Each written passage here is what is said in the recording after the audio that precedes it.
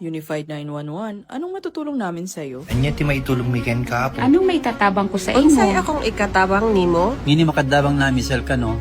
Sa anumang wika o dialekto, may tulong na darating sa iyo.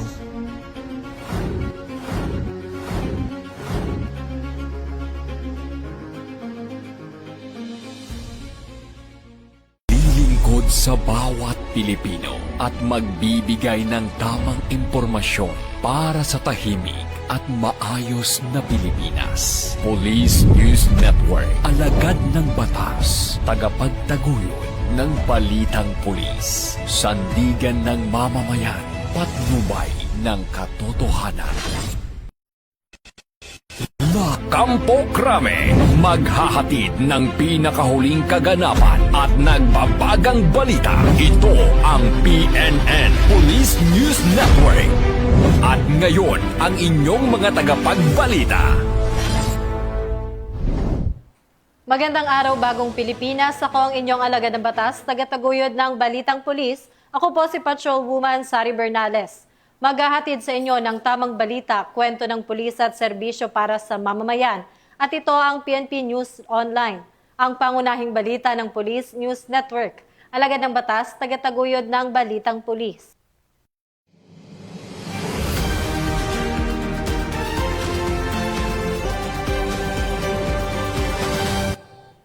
Ngayon ay araw ng linggo at narito ang mga balitang hatid ng ating PNN correspondents mula sa iba't ibang panig ng bansa.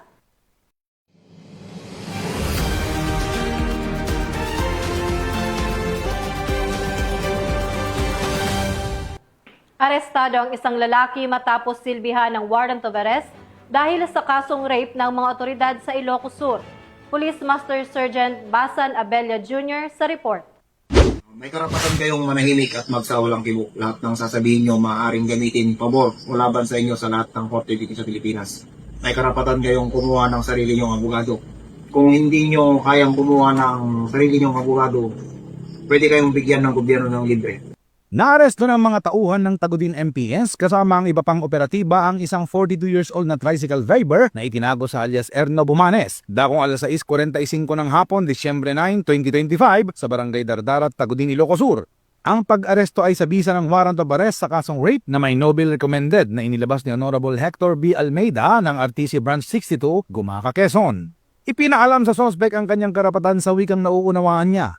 Dinala sa Ilocos Sur District Hospital para sa pagsusuri at kasalukuyang nasa kustudiya ng Tagudin MPS para sa dokumentasyon bago ibalik sa korte.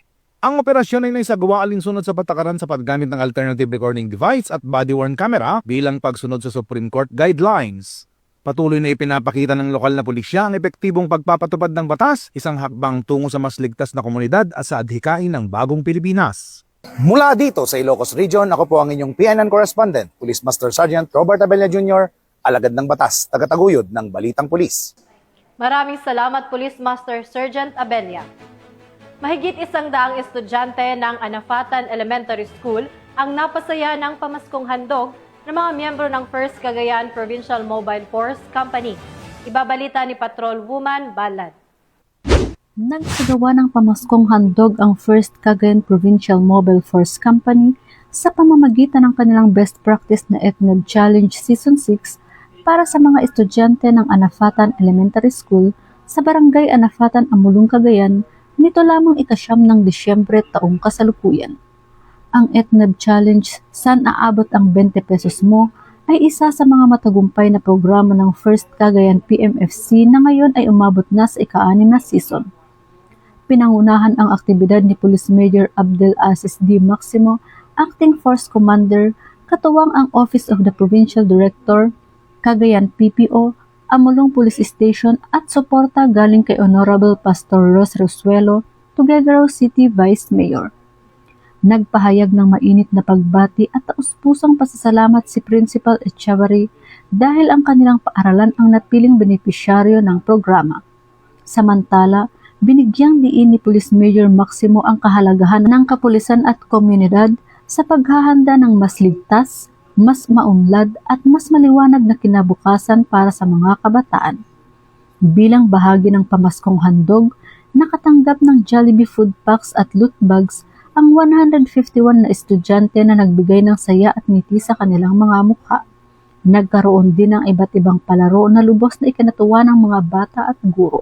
Patuloy na pinagtitibay ng programang ito ang advokasya ng First Cagayan PMFC sa pagpapatupad ng mga inisyatibong nag-uugnay sa kapulisan at komunidad, lalo na sa mga kabataang higit na nangangailangan ng suporta. Sa layuning maghatid ng saya, pag-asa at tunay na serbisyo, nagpapatuloy ang First Cagayan PMFC sa kanilang misyon ngayong Kapaskuhan. Mula dito sa Lambak ng Cagayan, ako ang inyong PNN correspondent, Patrolwoman Balyada, alagad ng batas, tagataguyod ng Balitang Pulis. Maraming salamat, Patrolwoman Balyada. Sa kulungan ng bagsak ngayon ng 2 high-value target matapos ang isang matagumpay na anti-illegal drug operation ng mga otoridad sa Nueva Ecija. Mahigit 300,000 pisong halaga ng illegal na droga ang kumpiskado. Magbabalita dyan si Patrolwoman Jilly Peña. Arestado ang 2 high-value individuals sa kinasang anti-illegal drug operation ng Gimba Municipal Police Station at iba pang law enforcement units noong 9 ng Disyembre sa Barangay San Roque, Gimba, Nueva Ecija. Kinilala ni Police Colonel Heril Dagit L. Bruno, Provincial Director ng Nueva Ecija PPO, ang mga suspect na sina alias Janjan, 39 anyos, binata, isang driver, residente ng Barangay Rafael Rueda, San Jose City, at alias RM, 33 anyos, binata, isa ding driver at residente naman ng Barangay Santo Niño First, San Jose City, Nueva Ecija. Nakumpiska sa operasyon ang humigit kumulang 50 gramo ng hinihinalang shabu na may tinatayang halaga na aabot sa 340,000 pesos. Dinala na sa Gimba MPS ang mga suspect at ang mga nakuhang ebidensya para sa wastong dokumentasyon at karampatang disposisyon. Mahaharap sila sa kasong paglabag sa RA 9165 o ang Comprehensive Dangerous Drugs Act of 2002. Patuloy namang pinaiigting ng Nueva Ecija PNP ang kampanya laban sa ilegal na droga upang masiguro ang kaligtasan at kapayapaan ng komunidad. Mula dito sa Police Regional Office 3, ako ang inyong PNN Correspondent, Patrolwoman Jilly Advincula Peña, alagad ng batas, tagataguyod ng Balitang Pulis. Maraming salamat, Patrolwoman Peña. Gulong ng swerte, muling umarangkada kung saan namigay ng wheelchair sa mga benepisyaryo sa La Trinidad at Bukod Benguet. Tinutukan niya ni Patrolwoman Jezebel Moyaw. Mahagi ang Benguet 2nd Provincial Mobile Force Company ng mga wheelchair sa mga benepisyaryo ng programang Gulong ng Swerte noong 7 ng Disyembre sa La Trinidad at Bukod Benguet.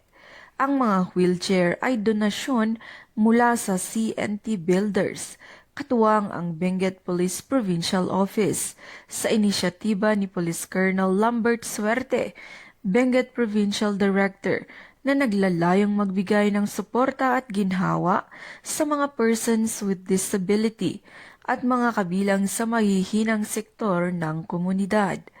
Sa unang bahagi ng aktibidad, binisita ng team si Ginang Dulia K. Lampuyas, 90 anyos na residente ng Pugis, La Trinidad, Benguet, na lubos ng bulag. Ipinagkaloob sa kanya ang wheelchair na makakatulong sa kanyang pang-araw-araw na paggalaw at magbibigay ginhawa sa kanyang pamilya na matagal nang nagbubuhat at umaalalay sa kanya. Sunod na tinungo ng grupo ang kubabang poblasyon Bukod Benguet upang ihatid ang wheelchair para kay Miss Charlotte K. Coriman, 27 anyos, na may kondisyong microcephaly. Bumisita rin ang team kay Ginang Mina S. Paterno, 96 anyos, at may skin cancer, na hirap ng makagalaw dahil sa kanyang kalagayan. Ang Gulong ng Swerte ay nagpapatunay na matatag na ugnayan sa pagitan ng PNP at mga pribadong katuwang tulad ng CNT Builders Incorporated, na ang bukas palad na pagtulong ang nagbigay daan upang maisakatuparan ang programang ito. Patuloy na nakaangkla ang Benguet 2nd PMFC sa mga misyong itong patatagin ang ugnayan ng pulisya at komunidad sa pamamagitan ng pagtulong sa mga higit na nangangailangan at pagsusulong ng diwa ng binadang sa bawat pamayanang kanilang pinaglilingkuran. Mula dito sa rehiyon ng Cordillera, ako ang inyong PNN correspondent, Patrolwoman Josabel Moyaw, alagad ng batas, tagataguyod ng Balitang Pulis. Maraming salamat, Patrolwoman Moyaw. Upang mas mapahusay ang mga law enforcement operation ng PNP, matagumpay na naisagawa ang 5-day training sa Tactical Drone Operation ng Batangas Police Provincial Office. Patrolman Joshua Cruz sa report. Matagumpay na isagawa ng Batangas PPO ang kanilang 5 araw na Tactical Drone Operators Training, Batch 6, na ginanap mula Disyembre 3 hanggang 7 taong kasalukuyan sa Camp General Miguel C. Malbar, Batangas City. Ang pagsasanay isinagawa sa ilalim ng pamumuno ni Police Colonel Giovanni Emerick A. Sibalo, ang Acting Provincial Director ng Batangas PPO. Aabot sa 37 tauhan ng PNP na nagmula sa iba't ibang city at municipal police station at provincial mobile force company ang sumailalim sa matinding pagsasanay. Ang mga bagong drone pilot na ito ay formal ng kabilang sa drone squadron ng Batangas PPO na tinatawag na Raven, isang malaking dagdag pwersa upang panatilihing ligtas at mapayapa ang lalawigan ng Batangas. Ang aktibidad na ito ay bahagi ng patuloy na programa ng BPPO upang mas mapaigting ang operational capability, situational awareness, at force multiplier ng kanilang mga field unit sa pamamagitan ng epektibong paggamit ng modernong teknolohiya. Pinangasiwaan at pinamahalaan ang pagsasanay ni Police Captain RJM Gonzales kasama ang kanyang training team. Nagbigay sila ng mga serye ng lecture at hands-on practical instruction tungkol sa basic at advanced na pagpapalipad ng drone, mga flight safety protocol, pagkuha ng aerial data o impormasyon mula sa himpapawid, mga pamamaraan sa pagpalipad sa gabi o night flight procedure, at mga legal at operational na panuntunan sa paggamit ng mga unmanned aerial vehicles o drone sa operasyon ng pulisya. Sa pag-aaral ng kritikal na teknolohiyang ito, inaasahang lalawak pa ang kakayahan ng pulisya sa public safety, surveillance at emergency response sa buong lalawigan.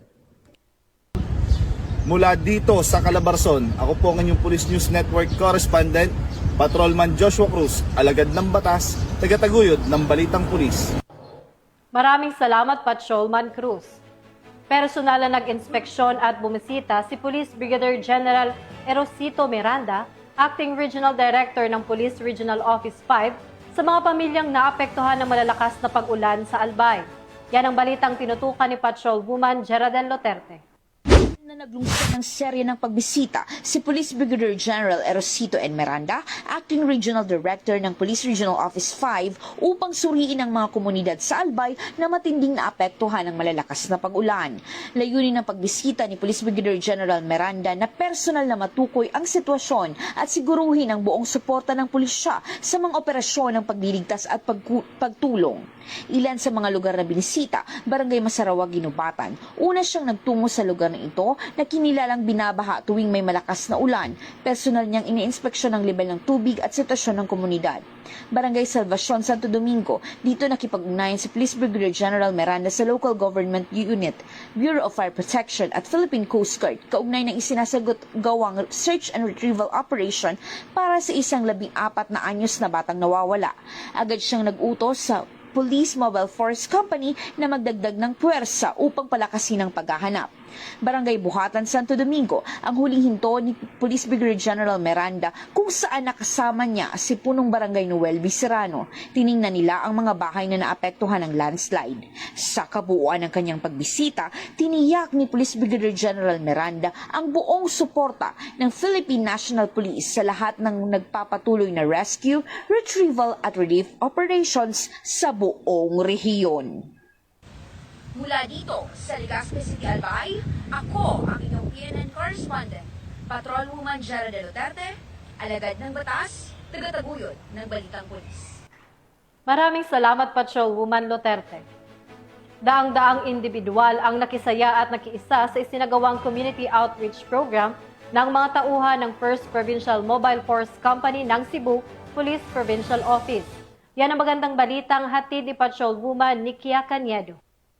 Gawa ng Community Outreach Program ang First Provincial Mobile Force Company Cebu Police Provincial Office sa pangunguna ni Police Executive Master Sergeant Lusus Villa, Team Leader, at sa direktang superbisyon ni Police Lieutenant Colonel Arnold P. Valenzuela, Force Commander sa Kaluwangan Elementary School sa Asturias. Sa naturang programa na mahagi ang grupo ng loaf breads, tsinelas at iba't ibang laruan sa mga mag-aaral bilang tugon sa kanilang pangangailangan at upang maghatid ng kaunting saya sa mga bata. Ang mga donasyon ay mula sa mga pribadong individual. Napili ang Barangay Kaluwangan bilang benepisyaryo matapos makita ng mga donors ang social media post na nagpapakita ng pinsalang dulot ng Typhoon Tino. Ang nasabing barangay na kabilang sa geographically isolated at disadvantaged areas ang pinakaliblib at pinakamalayong lugar sa Asturias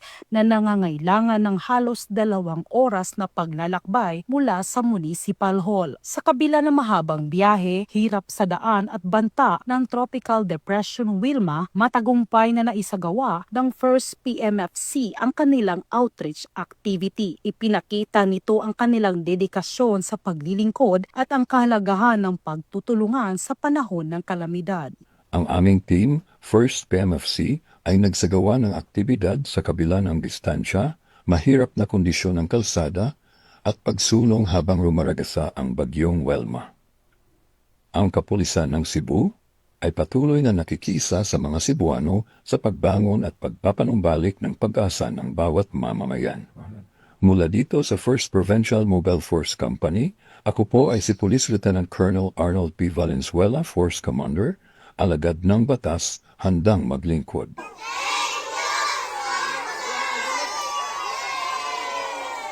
Ang programa ay nagsilbing patunay na ang kapulisan katuwang ang mga pribadong sektor ay handang tumugon hindi lamang sa usaping pangseguridad kundi pati sa pagbangon at pag-asa ng mga komunidad. Nagbigay inspirasyon ang aktibidad sa mga residente ng Barangay Kaluwangan lalo na sa mga kabataang nakatanggap ng tulong at pinatatag ang ugnayan ng pulisya at mamamayan sa gitna ng mga pagsubok. Mula dito sa Central Visayas, ako yung Police News Network Correspondent, Patrolwoman Nikia Caniedo, alagad ng batas, tagataguyod ng balitang pulis. Maraming salamat, Patrolwoman Caniedo. Arestadong isang 55 anyos na lalaki na may kasong 3 counts ng statutory rape at sexual assault sa operasyon ng Zamboanga City PNP. Ang buong detalye ng report ay mula kay Patrolwoman Luis Marie Conde. Ang isang lalaki sa kasong lasciviousness, statutory rape at sexual assault sa isinagawang intel operation ng Zamboanga City Police Station 1, katuwang ang First Zamboanga City Mobile Force Company at TSC RMFB 9 sa Barangay Bitali, Zamboanga City nito lamang 8 ng Disyembre taong kasalukuyan. Kinilala ng mga otoridad ang suspect na si Alias Cardo, 55 taong gulang, walang asawa, magsasaka at residente ng Sitio Marangan, Barangay Limaong, Zamboanga City. Naging matagumpay ang ikinasang operasyon ng mga otoridad ng CPS-1 na nagresulta sa pagkakaaresto sa suspect sa bisa ng warrant of arrest sa ilalim ng criminal case number 57875, 57877, 57879 at 57880 na inihain ni Honorable Ivy Ferolino Damayo Elvina, presiding judge RTC Branch 7, Zamboanga City noong November 24, 2025 para sa violation ng statutory rape sa ilalim ng Article 266A, Paragraph 1D ng RPC na nakapaloob sa Article 11648, Article 266A2 ng RPC ng Section 5B sa ilalim ng RA 7610 at Acts of Lasciviousness sa ilalim ng Article 336 ng RPC na nakapaloob sa Section 5B ng RA 7610 na alinsunod sa mga pagbabagong ginawa sa RA 11648. Walang inirekomendang piyansa para sa 3 counts of statutory rape sa ilalim ng RA 266A, Paragraph 1D ng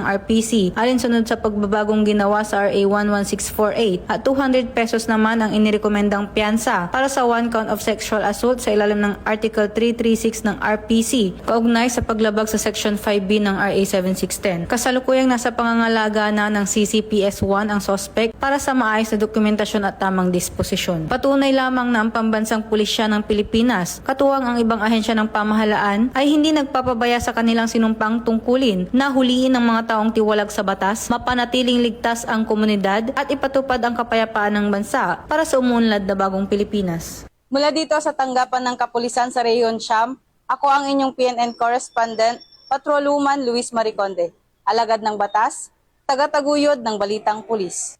Maraming salamat, Patrolwoman Conde. At yan ang mga balitang nakalap ng ating PNN correspondents mula sa iba't ibang panig ng bansa.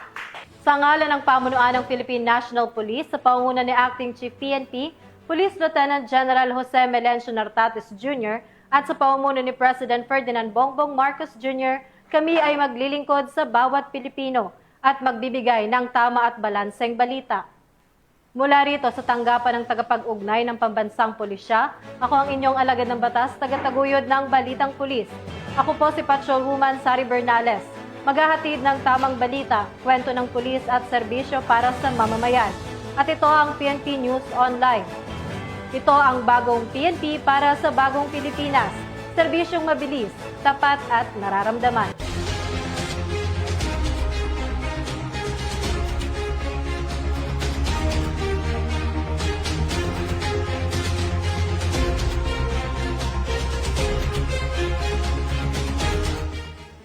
Police News Network, alagad ng batas, tagapagtaguyod ng balitang pulis.